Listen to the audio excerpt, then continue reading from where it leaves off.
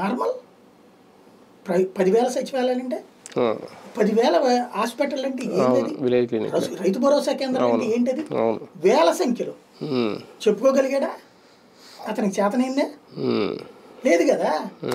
అదే కదా బేసిక్ సమస్య ఏంటంటే ఇతనికి చెప్పుకోవడం చేత కాదు, ఎప్పటికీ చేత కాదు. వాళ్ళకి కనీసం కౌంటర్ చేయడం కూడా చేత కాదు. ఒరిజినల్గా చెప్పాలంటే రాజకీయం చెయ్యడాన్ని తెలుగుదేశం పార్టీ దగ్గరకి పంపించి లేదు తెలుగుదేశం సీనియర్లు ఎవరన్నా తీసుకొచ్చి వాళ్ళ పార్టీ ఆఫీసులో పెట్టుకుని ట్రైనింగ్ ఇచ్చుకోవడం బెటర్. ఫైనల్ గా నిన్న మాటలో ఆయన అసెంబ్లీ గురించి ఇండైరెక్ట్ గా అంటే ఇండైరెక్ట్ గా లేదా డైరెక్ట్ గా ఇంకెళ్ళనే చెప్పేశారా? ఆయన పారిపోయాడు అంతే. అంతేనా?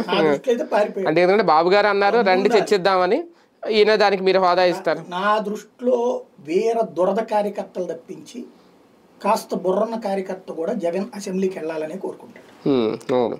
నేనైతే ఒక ఎడ్యుకేటెడ్గా ఒక జర్నలిస్ట్గా జగన్ అసెంబ్లీకి వెళ్ళి తీరాలి అని కోరుకుంటాను. అతను అవమానించబడితే అవమానించుకో, అవకాశం ఇస్తే మాట్లాడు.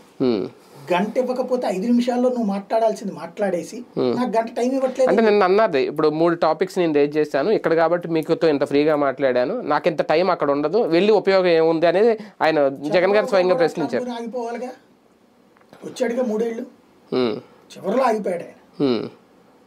నేనేమి వివరంగా కూర్చుని పో, నువ్వు ఎంతముందు అంత వివరంగా మాట్లాడావు అసెంబ్లీలో, ఓటేసాడు ఎవడన్నా. అదే కదా, మాకేమి ఇక్కడ ఓకదంపుడు ఉపన్యాసాలు అక్కర్లేదండి. అవును, షార్ప్ స్ట్రైట్ పాయింట్ డైరెక్ట్ గా మాట్లాడాలి, ప్రశ్నించాలి విధంగా ఉండాలి. ప్రెసిస్ రైటింగ్ నేర్చుకోవాలి.